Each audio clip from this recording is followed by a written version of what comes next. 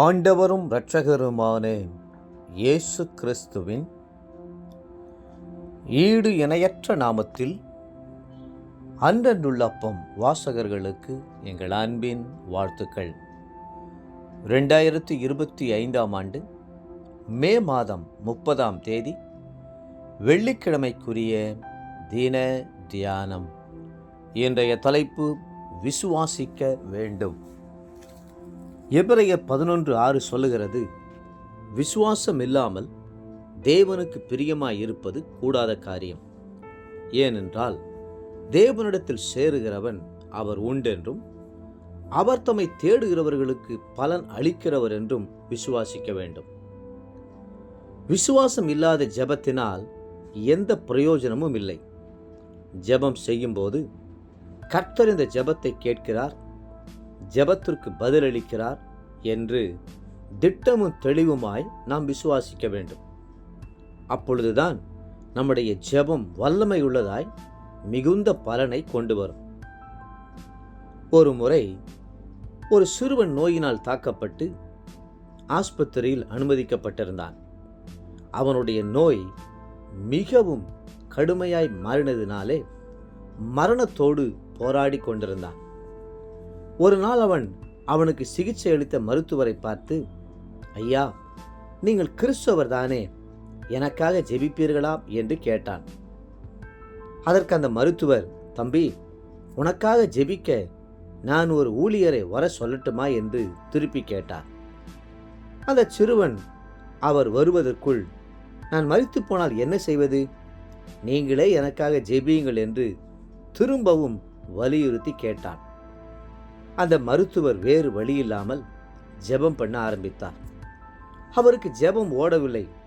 காரணம், அவர் கிறிஸ்தவராய் இருந்தும் ரட்சிக்கப்படாதவராய் இருந்தார். ஆகவே அந்த சிறுவன் ஜெபம் பண்ண ஆரம்பித்தான். அவன் என்ன சொல்லி ஜெபித்தான் தெரியுமா? ஆண்டவரே, இந்த அருமை மருத்துவருக்கு ஜெபம் பண்ண கற்றுத்தாரும், எப்படியாவது அவரை ரட்சியும், அந்த மருத்துவருடைய ஆத்துமாவை பாதாளத்திற்கும் நரகத்திற்கும் விலக்கி காத்தருளும், அவர் 2ஆம் மரணமாகிய அக்கினியும் கந்தகமும் எரிகிற கடலிலே தள்ளப்படக்கூடாது என்று ஊக்கமாய் ஜெபித்தான். அந்த ஜெபத்தினால் மருத்துவர் தொடப்பட்டார். சரீர மரணத்தை பார்க்கிலும் ஆத்தும மரணம் கொடியது. ஆத்தும மரணத்தினால் விளையும் விளைவுகள் மகா பயங்கரமானது என்பதை அவர் உணர்ந்து கொண்டார். அன்றைக்கு அந்த சிறுவனுடைய ஜெபம் மருத்துவரை ரட்சிப்புக்குள் வழிநடத்திவிட்டது. எபிரேயர் 11:6 மீண்டும் வாசித்து பாருங்கள். விசுவாசம் இல்லாமல் தேவனுக்கு பிரியமாய் இருப்பது கூடாத காரியம் என்றும் அவர் தம்மை தேடுகிறவர்களுக்கு பலன் அளிக்கிறவர் என்றும் விசுவாசிக்க வேண்டும் என்றும் அது சொல்லுகிறது. முதலாவதாக, தேவன் ஒருவர் உண்டென்பதை நாம் ஒப்புக்கொள்ள வேண்டும்.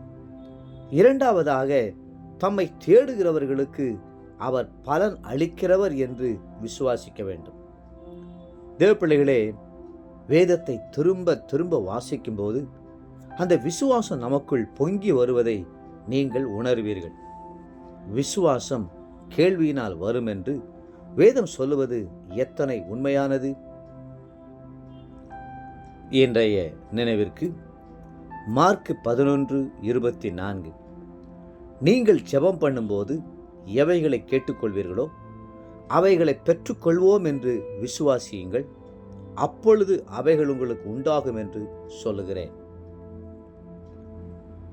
இன்றைய வேத வாசிப்பு காலை 2 நாளாகமம் 10, 11 மற்றும் 12 அதிகாரங்கள், மாலை யோவான் 11 அதிகாரம் 30 57 முடிய.